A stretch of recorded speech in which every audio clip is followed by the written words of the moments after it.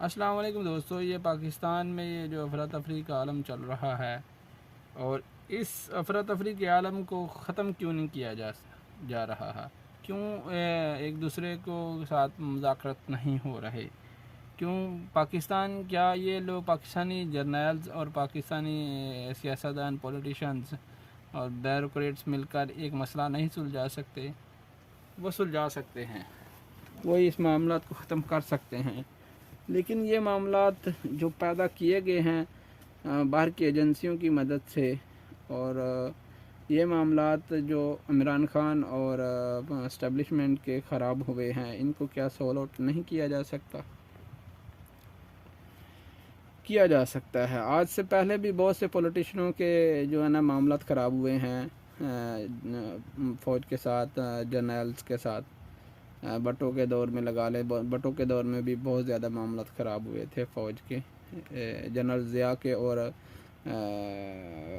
جو ہے نا پولیٹیشین سیاستدان جو تھا بٹو، جو آج بھی زندہ ہے ابھی تک۔ مسٹیکس، خامیاں سامنے ہوتی ہیں اور خوبیاں بھی سامنے ہوتی ہیں، ٹھیک ہے، لیکن کچھ لوگوں کی خوبیاں سامنے آ جاتی ہیں اور کچھ لوگوں کی صرف خامیاں ہی سامنے آتی ہیں، خوبیاں نہیں آتی۔ تو میں نہیں کہتا کہ ہمارا جنرل عاصم منیر صاحب ٹوٹلی غلط ہیں، ٹوٹلی رونگ ہیں، کسی جگہ تک، کسی حد تک وہ بھی رائٹس ہیں، ٹھیک ہے۔ عمران خان تو وہ رائٹس تو ہے ہی، اس کے پاس تو وہ رونگ نہیں ہے، وہ کسی بھی صورت رونگ نہیں ہے۔ تو بات کرنے کا مقصد ہے یہ افراتفری کیوں ختم نہیں ہو رہی؟ اپنے اصل پوائنٹ پر، اصل مدعے پر آتے ہیں، اصل نقطے پر آتے ہیں کہ یہ افراتفری کیوں ختم نہیں کی جا رہی؟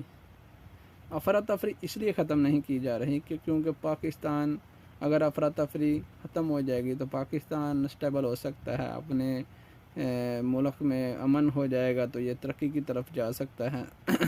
تو یہ ایک مہرہ انٹرنیشنل اسٹیبلشمنٹ کے ہاتھ میں آیا ہوا ہے، وہ کبھی اس مہرے کو ضائع نہیں ہونے دیں گے، اس موقع کو ضائع نہیں ہونے دیں گے۔ ان کی کوشش ہوگی کہ پاکستان کو اور ڈی اسٹیبلائز کیا جائے، جس کی طرف پاکستان روز بروز بڑھ رہا ہے، اور ان عقل کے اندھوں کو ہوش کے ناخن نہیں لے رہے۔